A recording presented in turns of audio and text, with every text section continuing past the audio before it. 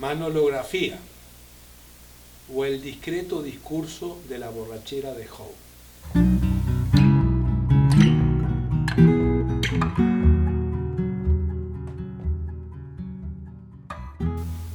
Dios le tendría confianza para dejarlo así, entre pinares, al rayo del sur, indio, matungo, feo, tristón, solo la gracia de mirar y las manos de hacer.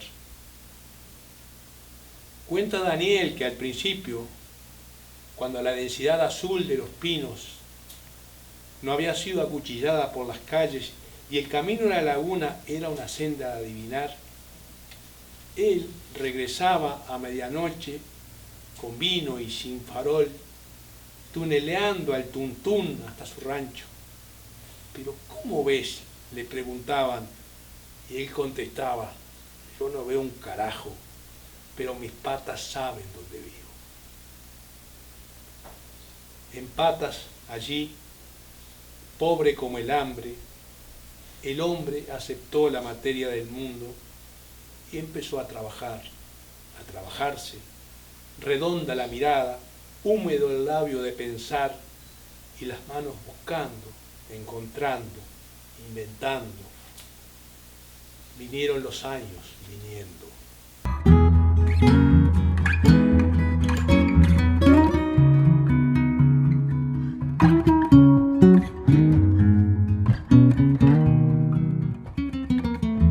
De la manolografía estando escrita e impresa incluso entre tantos dos, todo el mundo pensaba que yo tenía un largo conocimiento y una relación de amistad profunda con Manolo, cuando en realidad no.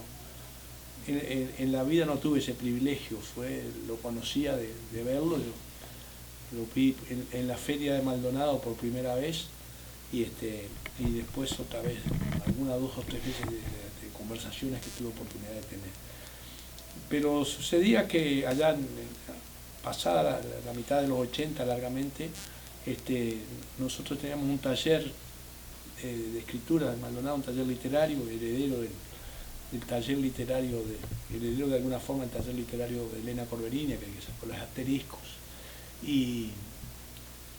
Y después quedamos un remanente bastante importante de ese taller, formó lo que se llamó el Taller de Escritores Asociados de Maldonado, que éramos autosustentables, cotizábamos, bueno, teníamos la orientación, habíamos convencido a la profesora Rita Garategui para ser la orientadora, y ese taller produjo 2 volúmenes colectivos, el Entre Tantos 1 y Entre Tantos 2.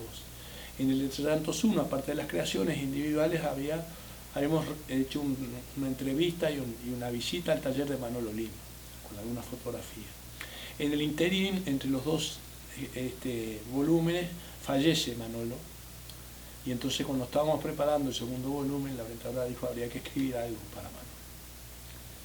Y bueno, todos nos fuimos a nuestras casas con el pie de taller, que así se llama el desafío semanal. Yo llegué a la mía, estaba solo, y pensando en Manolo todo el trayecto, y llegué solo, como digo, que me quedaba también un resto de caña con Butiá, involuntario homenaje al San Miguel del Aire, y me lo serví, encendí la radio y estaban pasando, o pasaron a los pocos instantes, Alfredo Citarrosa.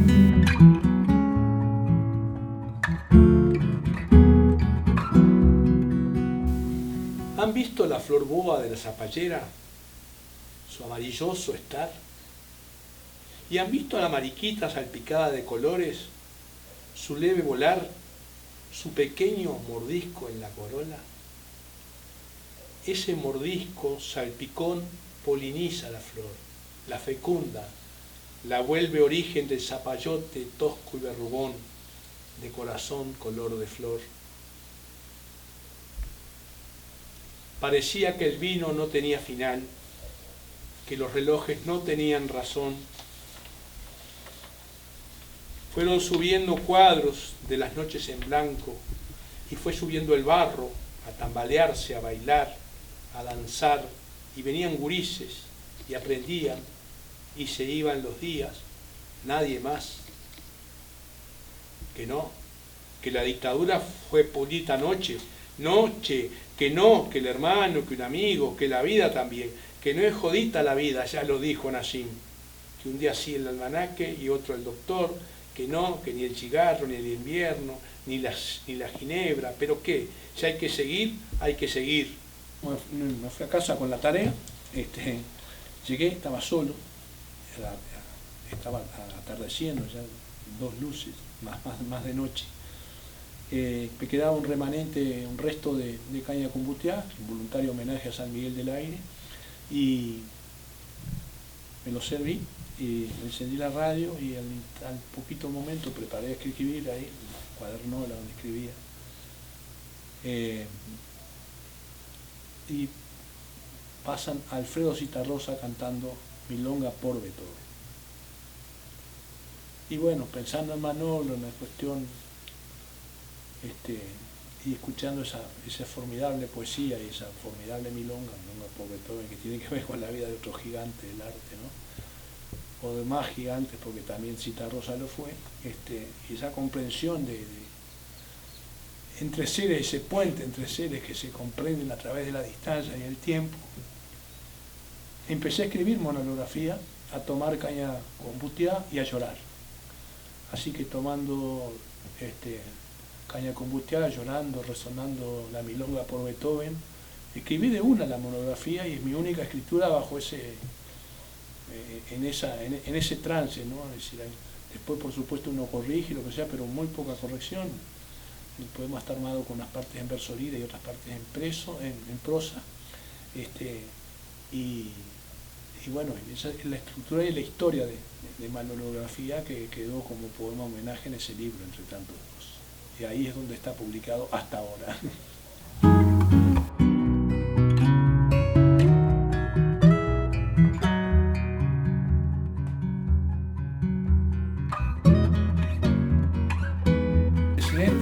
Ese Manolo deambulando por la feria, con una figura de impronta tan carismática, tan especial como era. La siguiente vez que tuve oportunidad de estar unas largas horas en su compañía o en su presencia, fue con motivo de una audición que hizo Alfredo Perkovich. Perkovich trabajaba en CX30, en aquella pionera de la apertura democrática, con un programa, creo que se llamaba De Todo Un Poco o algo así. Y de veces cuando sacaba aquellos vetustos y pesados equipos de la 30 al interior y hacía el programa desde ahí, e hizo uno de Maldonado, que salió desde el boliche, el bar de Felipe, Club de Residentes de la Piedra Alta, perdón, seamos serios, ahí en Santa Teresa 25. Desde ahí salió el programa, y el invitado especial, con el que insistió mucho Alfredo para que estuviera, fue Manolo Lima. Manolo Lima era su amigo de larga data, ¿no? Y de largos litros, por lo que pude apreciar durante esa jornada, porque desde media mañana que llegó, que se estableció el equipo ahí, y Alfredo, hasta ya al atardecer, después que el programa había terminado, se estuvo en ese bar. Y así como bueno, estaba la entrevista que salió al aire, más las pausas que hacía por los informativos o por otras, las tandas y eso, después quedó ya libre para la conversación, y fue una cuestión muy especial ver a esos dos veteranos, para mí que eran treintañeros en ese momento, compartiendo grapa, porque era la bebida lisa de ese momento. Y largas conversaciones salpicadas de discusiones y muy largos silencios también, en el que los veteranos tal vez intercambiaban más, me parece a mí a veces más cuestiones que en la propia conversación, y después arrancaban con nuevos bríos cada pausa, ¿no? Yo simplemente era un testigo mudo que escuchaba sus experiencias y bueno, porque como decía el título de Alfredo, hablaban de todo un poco. Hablaban de la política, de la historia, del arte, de recuerdos, por supuesto, como correspondía, se preguntaban por amigos comunes, reconstruían historia, y era de una una trenza de cosas muy fuerte, ¿no? Y yo creo que ahí, yo mientras tanto siempre tuve una cuestión de una especie de doble personalidad, de ser alguien que está reflexionando sobre lo que ve y sobre lo que escucha. Y yo recuerdo haber tenido una impresión de un calado muy profundo respecto a Manolo. A mí, pensando en Manolo, cuando escribí el poema, me reencontré con la palabra, o me encontró la palabra maldonauta, y después entender que Manolo, después del mensaje, después de ver algún cuadro suyo en casa de algunos conocidos, y ver esas lentitudes y esos silencios, de pensar en alguien que Manolo estaba en obra, porque era alguien que siempre estaba haciendo, y que digamos, el motivo de su obra era una especie de búsqueda de una conexión. Es decir, y que realmente podía ser el verdadero sentido del arte. Uno, la restauración, porque él confiesa en una entrevista donde dice que él empezó a pintar porque su primer dibujo fue una rosa que le había estropeado a la madre, y es el arte como restauración o como sanación del mundo, pero a través de una conexión, que es una conexión que es la búsqueda del artista.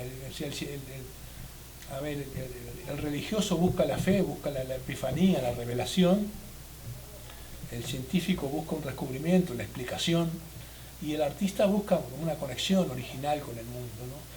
Que bueno, para el artista es una epifanía, yo que sé, que una pincelada bien dada y un verso bien escrito es lo mismo que una revelación, o que un pequeño milagro, o que la serendipia para el científico, que en esas encrucijadas donde se encuentra lo que no andaba buscando. Y entonces me parece que ese era el sentido profundo de la obra de Manolo y de su silencio, ¿no? De sus largas conversaciones con el mate. Y de manera que ese profundo aprendizaje, que yo lo creo así profundo, fue a partir de apreciar, de ver, de intuir mucha más que de entender esa figura, ¿no? Que fue Manolo Lima.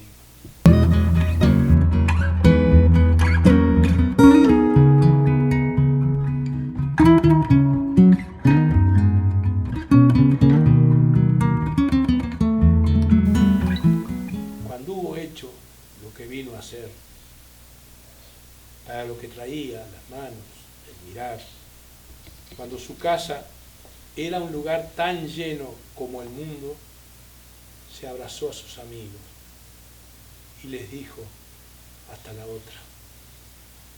Solo sus patas sabrían a dónde iban.